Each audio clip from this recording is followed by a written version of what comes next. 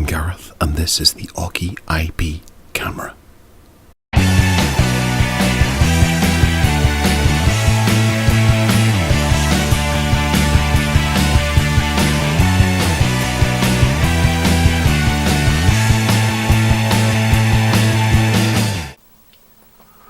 Okay, so the Aukey wireless IP camera, see if we have some specs on the back or on the side. Nope, we're just going to have to go from memory. It's got a full HD 1920 by 1080 camera optic inside it that does full 360 camera, and it's indoor surveillance as opposed to outdoor.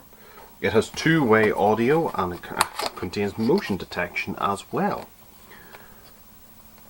And it has an app apparently to control the innards of the camera. So go green packaging, very simple, nicely packed, bit of foam, the Aukey warranty, very handy, user manual in various different languages. Must be fairly simple to set up. Wireless interface, yep, okay, so there's only about 3 or 4 pages to set up and how to install it.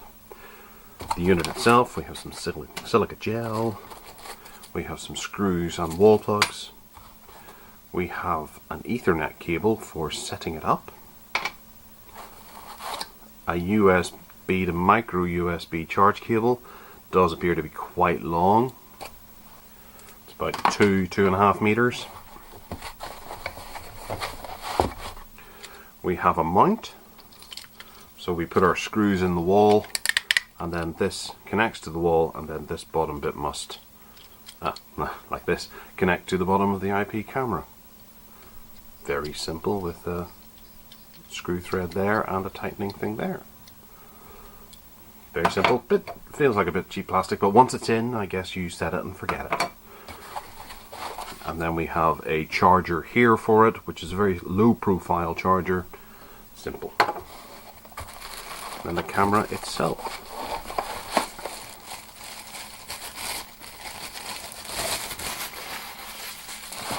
And it's big. It's a lot bigger than I expected. On the front here we have a Wi-Fi emblem and a network emblem. And obviously the Aukey branding. There looks to be, it's not a speaker, I think that's just for heat. And the same on this side. There's a microphone there. Oh no, it would be a speaker because it features two-way audio. The microphone connection on the side there. And then on the back we have the DC 5 volts in, which is the micro USB. There's a spot for a micro SD card, a function button, a reset button, and an Ethernet connector, just for that more reliable connection than Wi-Fi. And then the camera itself, I hope I'm not defying everything by turning them, but this goes through a full 360. Kinda sweet. Okay, so let's say we hook this up. There we go, we got power in, and there's a little red LED that's appeared there.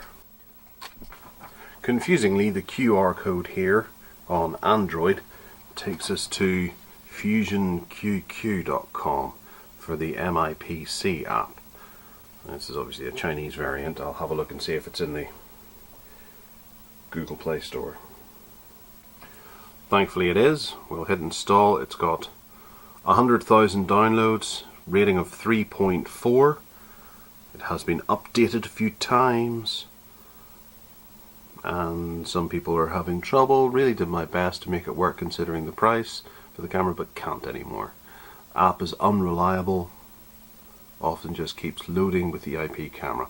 Now I'm hoping that this camera actually broadcasts its IP address so that you can connect to it via another remote application if you choose to. But for the purposes of this, we will have a look. Okay, so we have to sign up to the website.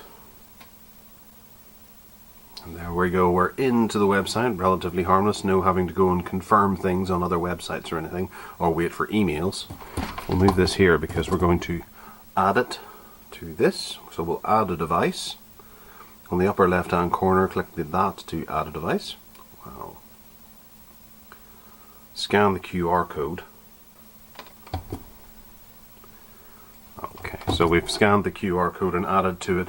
I did it off camera because it's quite an obvious thing you have to do. So we're looking for a wireless connection, and it's looking to connect to my wireless network here, and we have to hit the reset button for some reason.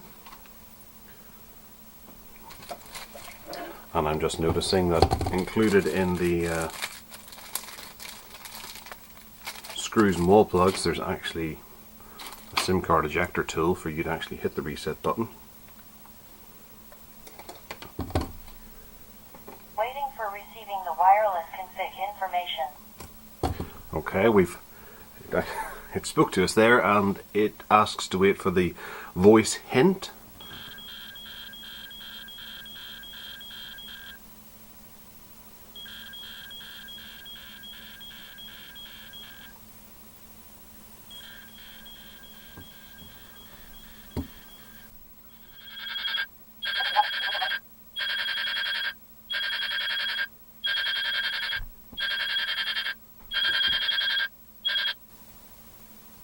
Connecting to the server.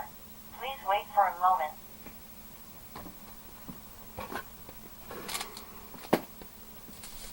Config successfully. Okay, so that was a wee bit bizarre. It was using an old-fashioned audio signal to connect the two devices together. And we had to add in a new password for initial setup, and hopefully with any luck we should be able to start using it now. Okay, so it's asking for our time zone. We are in the UK, so we're going for Dublin. Apply. And there we go. Add device, modify password, and change time zone. All successful. And we have a small picture. So we can tap on that. New version of camera. No, we'll not upgrade it right now, but we will do later on. I don't want to mess with things because it's working quite well at the moment. Okay, so here we can see the camera. And we can turn the camera by just swiping on the screen. Hello there!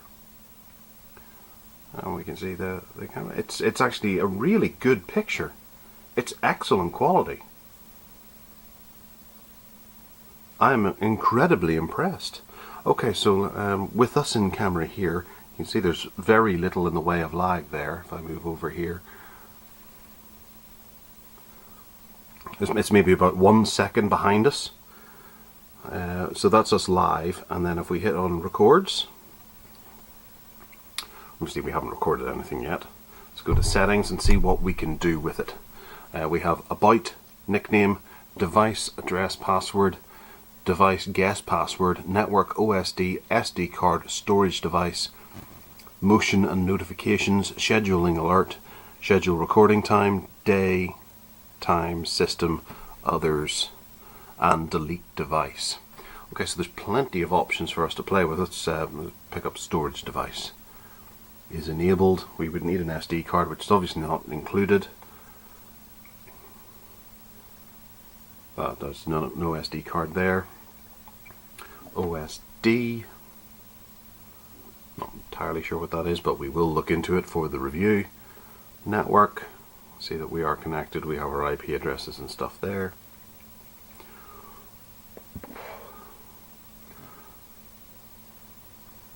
And we can put in a nickname for it so we can distinguish it from other cameras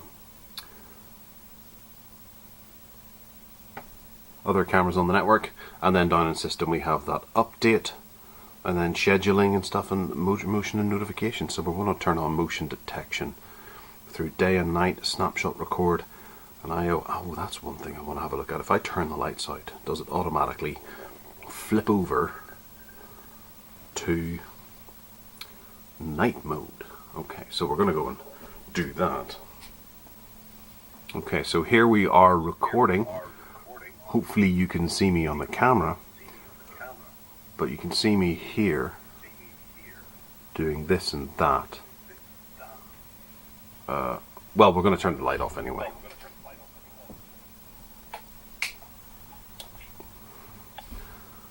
And there we are, we have flipped over to night vision mode. And if you're watching this and I've managed to get the footage out of it, then we're looking quite detailed. You can make out quite a lot. Maybe not so much on my face because of the closeness to the IP camera. But certainly this camera here, you can make out a lot of details. You can actually make out the text across the top here which says Lumix. And you can still make out a lot in the background.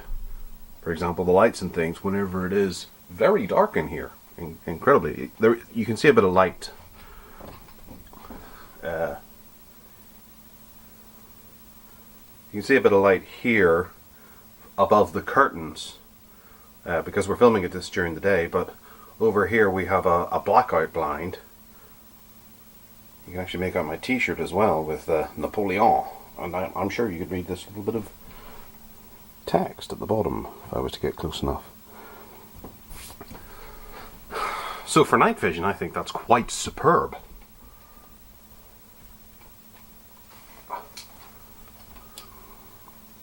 And then flipping back over on the day vision, it's recording in 1080p.